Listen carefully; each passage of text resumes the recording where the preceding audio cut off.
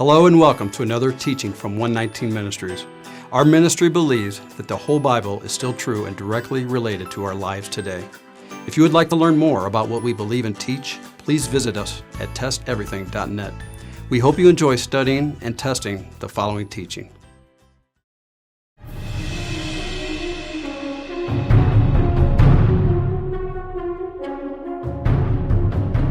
Be sober, be vigilant, because your adversary, the devil, walks about like a roaring lion, seeking whom he may devour. Warfare. The snapping of bullets zipping by your head, the whistle of incoming bombs, explosions and shrapnel piercing all around, the ground beneath you shaking, combat aircraft thrusting by so fast and loud that you could feel your insides rumble within. Wounded and dead are all around. War. It's kill or be killed. There's no mistaking being in a war zone. For those of us who have never been there personally, we can only go on what movies or games present it as. But ask anyone who has been there in real life, and they'll tell you it's not pleasant. In fact, the common referral is, it's hell. But what about spiritual warfare? What's it look like? What are the sounds? How do we know when to take cover or to attack? How do we discern those ever so important questions? Have you truly even considered this? I mean, let's face it, we're in a war. The question is, where are you at in this war? Are you on the front lines? Are you in the medical ward? Do you even know your position? Could it be that you're in the green zone, the safe area from the enemy's attacks? If so, allow me to remind you that if there are not enough fighters on the front lines, there will be no green zone, and the front lines will be right in front of you before you know it. 2 Corinthians chapter 10, verses 3 through 4. For though we live in the world, we do not wage war as the world does. The weapons we fight with are not the weapons of the world. On the contrary, they have divine power to demolish strongholds. Because the war that we are to fight in is spiritual, we tend to spiritualize everything about the war. Even that of how the enemy fights back, we must never forget that the enemy we fight is indeed spiritual. But that which he uses against us can be of those of the world. In fact, as this battle intensifies, we should not be surprised if the war crosses into the physical. To us, we think it's naive for one to hold that believers today will never have to be tested for their faith as those in previous centuries. To somehow think that we are today immune from what believers before us had to undergo, it just doesn't add up. Fact is, some are going through tribulations and persecutions for their faith in the Messiah in other countries around the world today. The term front lines of the war has a completely different meaning for them compared to that of many others. Are you willing to die for your faith? What about tortured for your faith? Everyone likes to refer to Hebrews 11 regarding all those who were commended for their faith and the great deeds that they have done through faith. But very rarely do you see a pastor or a preacher elaborate on verses 35 through 38. Let's read them. Hebrews chapter 11, verses 35 through 38. Women received back their dead, raised to life again. Others were tortured and refused to be released, so that they might gain a better resurrection. Some faced jeers and flogging, while still others were chained and put in prison. They were stoned, they were sawed in two, they were put to death by the sword. They went about in sheepskins and goatskins, destitute, persecuted, and mistreated. The world was not worthy of them. They wandered in deserts, mountains, and in caves, and holes in the ground.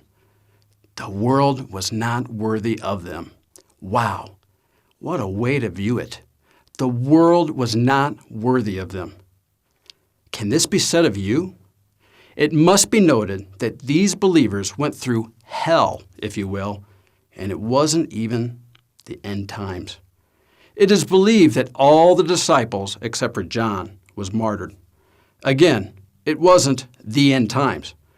How many martyrs of the faith had there been thus far through history, all the while never being in the end times? And yet, now that it would seem that we are nearing the end times, so many hold to a belief that they will not have to undergo persecution for their faith. Consider this fact: only 1/7 of the body of Messiah will be protected from the dragon in the end times. Only one of the 7 churches was promised that they would not see the time of testing as given in Revelation, the Church of Philadelphia. Revelation chapter 3, verse 10. Since you have kept my command to endure patiently, I will also keep you from the hour of trial that is going to come upon the whole world to test those who live on the earth. Of course, every church claims that they are the Church of Philadelphia. But what if? What if you are not part of that church given this promise and are left to undergo the testing of your faith in the hands of the dragon? There will be some. Compare. Revelation chapter 12, verse 17.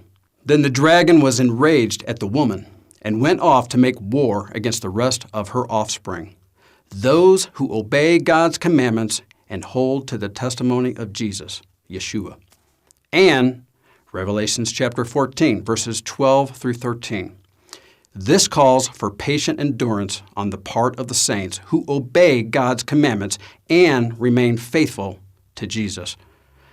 Then I heard a voice from heaven say, "Write, blessed are the dead who die in the Lord from now on."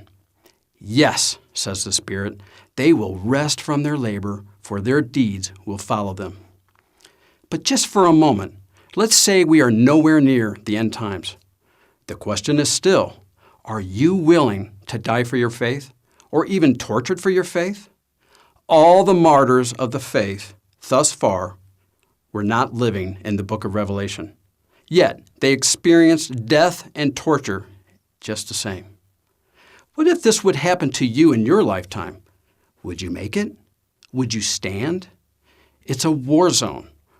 Where are you? Are you on the front lines, or even behind the enemy lines? Or are you taking it easy in the green zone? Time can no longer be wasted. It's time to live life like you mean it. 1 Peter chapter 5, verse 8. Be sober, be vigilant, because your adversary, the devil, walks about like a roaring lion, seeking whom he may devour. Accuracy in life. Don't throw any shots. We hope that you have enjoyed this message, and remember, continue to test everything. Shalom.